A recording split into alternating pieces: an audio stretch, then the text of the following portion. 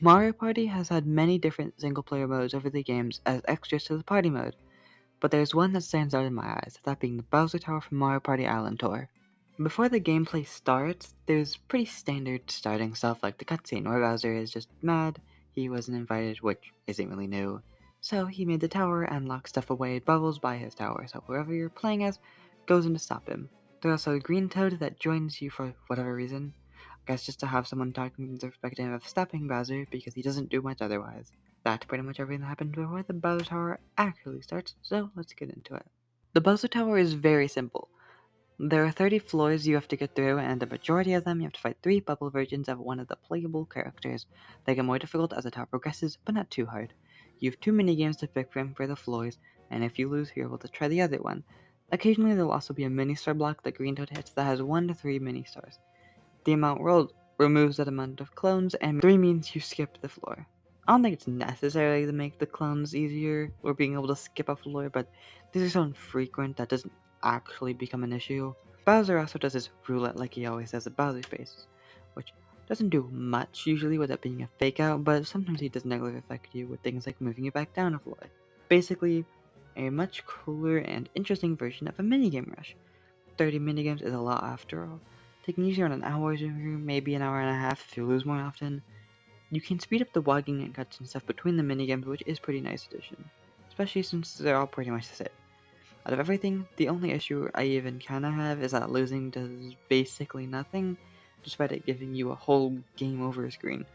I do think that having the option to restart the checkpoint, or even the whole thing, would be cool for players who want more of a challenge, but I'd rather just the current one than having to always restart to a checkpoint, having to play multiple minigames in a row, just because of making a mistake, or even getting unlucky if you choose a luck-based one. That is really not fun, as they definitely made the right decision losing.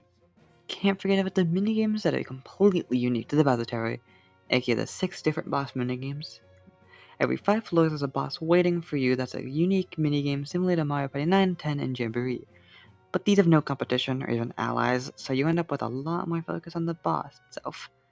Starting from the first to last, floor 5 has the Goomba Tower, because one Goomba wasn't scary enough. The stack of 5 Goombas kinda just walks around while your goal is to pick up nuts, as they're called, even though they look a lot like apples, and throw them at the tower, causing the rest of the Goombas to fall over, letting you throw more nuts at them. After a bit of time, they get back up, but if there's only one left or you hit them all, Goombas run from the trees and create a new Tower 5. At the halfway mark, they have 6 Goombas on the tower, will follow you, and are a bit faster, and as well, spiky nut things will fall in the trees alongside the nuts that can be thrown. This is very simple, of course. It is the first boss. I don't think it gets to a point of being too easy or mindless, though. I mean, it can be hard to aim your throws for some people. Plus, it is genuinely pretty fun to play. There's really not a ton to say. I mean, it is just a bunch of Goombas, but still a good fight. On the other hand is the next boss, Chain Chomp, which is an incredibly boring and easy fight. You're on a platform that has 4 grates on it, which you have to get Chain Chomp to land on. Chain Chomp has 2 attacks, either charging or jumping, so you want to get to jump onto the grates. Basically, you stand on a grate, then when he starts to attack, you move. Simple as that. Then after a whole 3 hits, he becomes angry, basically making him more aggressive, and all the grates now spit out lava when one is jumped on, so he can't camp as much. Still really easy. The only reason they even get hurt is getting distracted by something. That's literally it. This is probably the worst of all the bosses. Sure, it's only floor 10, so it shouldn't be super difficult, but this is way too simple to a point where there's any sense of fun. It has, which the Goomba Tower is able to not do. The third boss is Mr. Blizzard, thankfully an improvement of our Chin Chomp, but that isn't much of a challenge to be fair. You're rolling down a hill forming a snowball as you go. Collecting the tokens makes your snowball stronger, but the rocks make it smaller and weaker. Mr. Blizzard will also throw his own snowballs at you, which do the same as the rocks, but harder to dodge. Your snowballs also control to the stylus, which makes playing this fight a lot more interesting than simple controls. It's not the greatest decision ever or anything, but it oddly worked well for this. Then I have how more rocks will appear on the hill, and I believe Mr. Blizzard's more aggressive when throwing his own snowballs, but it's hard to tell. Honestly, I really like this boss a lot more than what I can say about it. Rolling down the mountain, collecting the tokens while avoiding the rocks is a fun challenge, and the stylus controls add to that. And the halfway mark adds enough extra difficulty without being too much either. Everything works quite well. On floor 20, you fight against King Babam, which is a fight with simple design, but isn't actually simple in the slightest. King Babam does a bomb that you have to move around the conveyor belts to get to the cannon, which is either the golden one or normal if you take too long, so able to do more damage for complete the puzzle quicker. Then as held as half, another conveyor belt is added and they become a lot more jumbled and harder to read in 20 seconds. I feel like you don't only get to solve a puzzle by actually knowing what you're doing. Majority of the time, you get lucky instead, maybe get the first couple right. I just don't like when a puzzle that ends up being so jumbled, especially the halfway mark, gives you such a short time to do it, making it not very fun for me personally. I can say that I do really like the cannon though. Getting more damage for completing it faster does give some encouragement for being fast, other than the timer. Floor 20 to 5 has dry browser waiting for you because why not, I guess? I mean, I know they both exist in Mario Kart, but so do characters in their baby versions, and this game, his addition feels weird. Like, why isn't there from Bowser in this tower as one of his minions almost? But the fight isn't too bad though, with it basically being a memory game of button presses, using all the basic ones of A, B, X, Y, L, R, and D-pad, so guessing is a bit harder than it could have been. Dry browser does a boner you, which to start has 3 buttons you have to press correctly to hit back.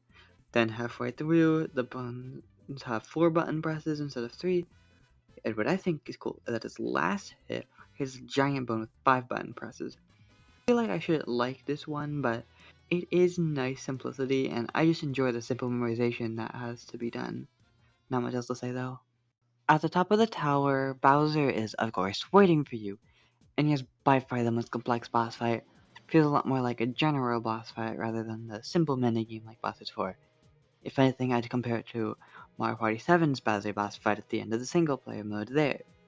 To start, you're in a cannon with 3 cannonballs to aim for Bowser in his clown car.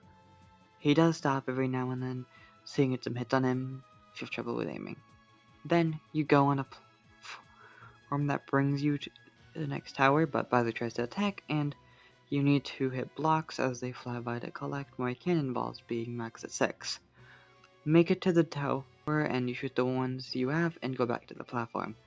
As the fight goes on, Bowser does more attacks, starting with his fireballs, which get harder to dodge. He will do a slam onto the platform, and also has an attack where he makes smaller fireballs rain down. The blocks flying by will also start to go between, giving 1, 2, or 3 cannonballs to you at a time when you hit them. I think this fight is very strong, even if not the most difficult. Each of Bowser's attacks are good, and having to hit and even time block it is very fun. The game portion isn't as fun, but isn't really bad or anything, still working quite well. The bosses are pretty hit or miss, but I do think they have more good than bad, and I really like their addition here. Once Bowser is defeated, you go up to the roof, and when some bubble clones appear, your character jumps over them and destroys the machine, then you get the congratulations screen. After that, Bowser flies back up and knocks you off so you can play it again, which I think is a pretty effective way of doing that. Get some bubble memories in the shop, and the main reward is the 10th playable character, Bowser Jr. Overall, I just think that Bowser Tower is able to stand on its own in ways the other games can't with their single players. So it ends up standing out to me and is my favorite out of all of them.